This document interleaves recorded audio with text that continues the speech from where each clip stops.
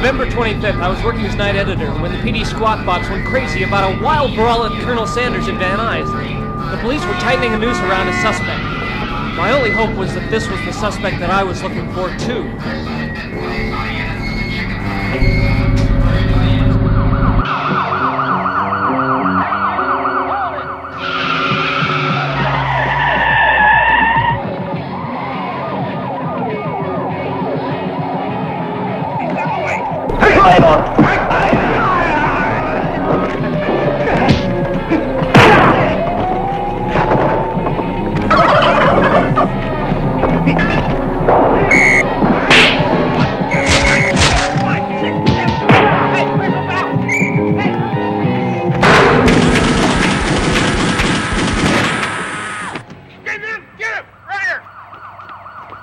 Okay, you! Up slow! Get up slow!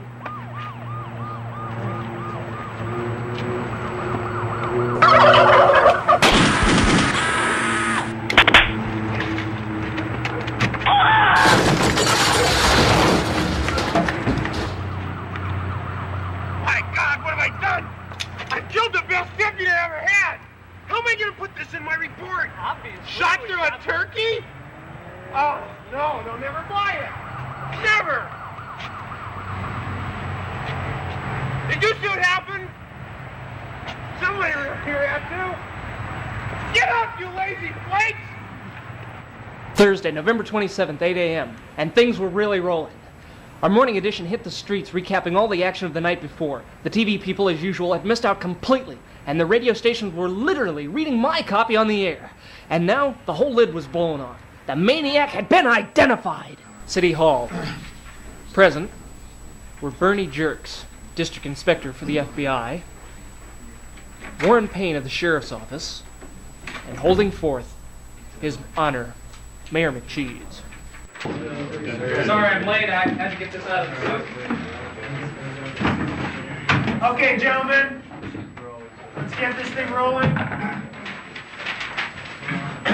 Now here's a rundown on Scotland Yard and Interpol reports. Subject, Rupert P. Rabinowitz. That's with an I-T-Z. Born Warsaw, Poland, 1899. Now, wait just a minute here. You trying to tell me this guy is over 70 years old? Come on now, Bernie. You boys have come up with the wrong man. Like hell we have. These facts have been triple checked and confirmed. Now I've been up all night and I'm pretty damn tired. All right. Now, do you want them or not? Just take it easy. Let's hear it.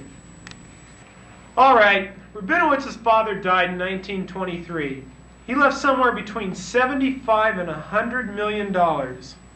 At this time, Rupert began to travel, and he became well known throughout Eastern Europe as a lover of nightlife. Well, we don't have a lot more on him before World War II. However, Scotland Yard reports that he turned up in England just in time for the German Blitz.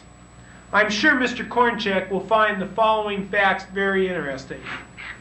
While in England, he passed himself off as a Dr. Paul Belasco, a specialist in gluttony research. His work involved freshly deceased people who OD'd on turkey and chicken from various restaurants. In 1948, he turned up in Canada, still as Dr. Belasco. On further checking, he made his presence known in almost every place along the U.S. and Canadian border where chicken was served in restaurants. Now, gentlemen, the one constant that has shown up in all of our reports is that Mr. Rabinowitz's travels have always been accompanied by a number of unexplained homicides. Many of which have one thing in common: turkey excrement, lice, and feathers. So, if Rabinowitz is not the weird turkey of Mr. Kornchek's theories, then he certainly is suspect in a number of slayings over the past 30 years. Well, Mr. Jerks, you seem to be running the show. Could I have a minute to say something? Kornchek, you keep it short. I was with the police last night, and I saw some things you just can't explain away. Broderick's own men shot at Rabinowitz, some at point-blank range. How come it didn't even slow him down? Yeah, that's... How can a 70-year-old man outrun a police car? How can this same man, when he's slugged in the head, how come he doesn't even bleed? Now, I was there. I saw those gashes in his head. And what was trickling down from them was clear. It wasn't blood. Does this guy have a motor mouth? Can't we shut him up? Now let him hang himself, then we'll finally be rid of him. Now he has killed maybe 3, maybe 4 people. Now the coroner said that the footprints found on their faces were made by a giant turkey. Now he has practically confirmed that our maniac is a giant turkey. Now you can proceed as though he's an ordinary man.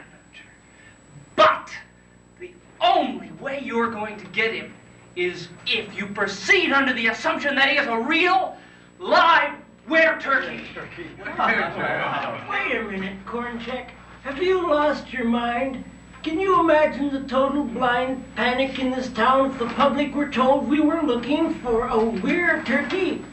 Not to mention the irreparable damage it do to the image of law enforcement. Now that's what it's about, is it?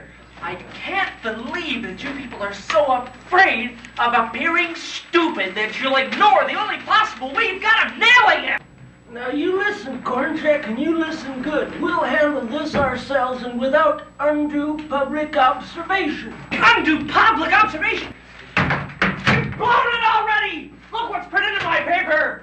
The public's going to be calling for a grand jury investigation! You can't stop the rumors from flying! Sit down! I don't care what's been printed in the newspapers. This man is still considered an ordinary maniac, and he will be handled by standard police procedures. Oh, boy. And you better start cooperating with that fact, Kornchek, or you're gonna get your pushy-tushy kicked right out of town. You dig? I dig. All right. But remember, the next time you blow it, who's got the answers? Okay. What's happening? What do you got? Okay, who ordered the ham and cheese on rye and the roast beef? What did you want?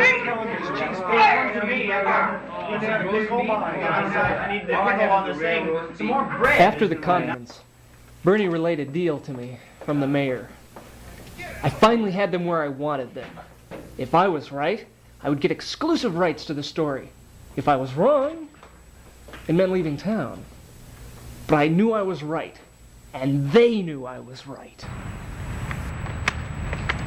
I'll take Manhattan, the Bronx and Staten Island too. Watch out, you great big red apple. Carl Kornchek is coming back. November 28th, 10 p.m. Despite the helicopters, the Highway Patrol, Broderick Crowbody, the Sheriff's Department, the LAPD, Interpol, the United Network Command for Law and Enforcement, the British Secret Service, despite the blocking of every major road and highway, despite the mass coverage of Los Angeles by every available policeman from every police department throughout the world, Rupert P. Rabinowitz was still at large. How could a 7-foot-tall turkey blend into the city? I was the only one asking that question. But I had to find out first.